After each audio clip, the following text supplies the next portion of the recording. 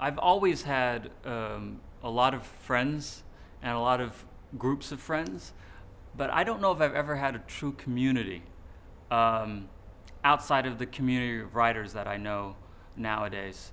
I grew up in Tulsa, Oklahoma, so I didn't have a Vietnamese community that built. The Vietnamese community that was there, we were not a part of it, my family and I. Um, so I didn't have Vietnamese friends. I didn't have a community of people who looked like me or had a similar background that I had.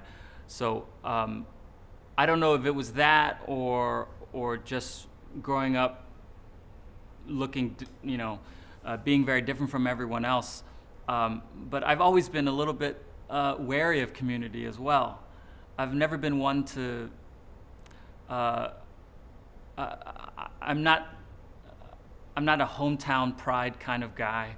I'm not a school spirit kind of guy. I'm not a flag waving kind of person. I've always been a little suspicious of that. My sense of it is that just because you're from somewhere doesn't mean, and that somewhere has a certain thing that they're proud of. Well, you were just born into that. That's not you necessarily. That feels to me a kind of like, I don't mean to be dismissive of it, but it feels like a bit of an empty kind of pride. And I've always been suspicious of it, but I'm sure it has something to do with the way I was raised. Now, how does it affect me now as a 43-year-old, the sense of community? I'm not really sure. I think I still kind of think of it with some suspicion.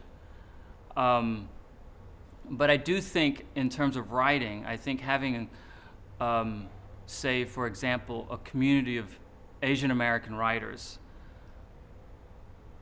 I don't value that necessarily in terms of encouragement or the kind of typical things that people value community for. I value it in that I see a community of writers interested in a certain thing or many different things, and it forces me to think about those things with more urgency and more seriousness.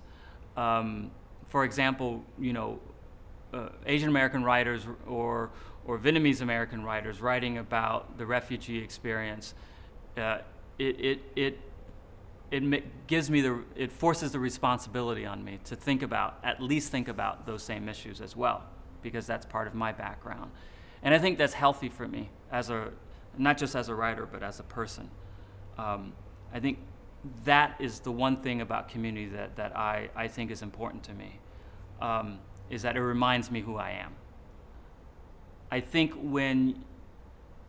immigrants, the biggest struggle for immigrants is to deny the space that they've been given, or to deny their children the space that they've been given to become who they are. And who you are is what you love, what you hate, what you fear, what you desire. That is who you are. And the space, the environment that you grow up in and that you live in creates that, not the space that your parents occupied back in, the motherland. That is when we run into trouble, when especially parents force that old world into this new space, because it doesn't allow people the room to become who they are. So if I would talk to any immigrant, especially those who want to be a writer, is that value that space, own it, and become who you are through that space, because that's who you'll be as a writer.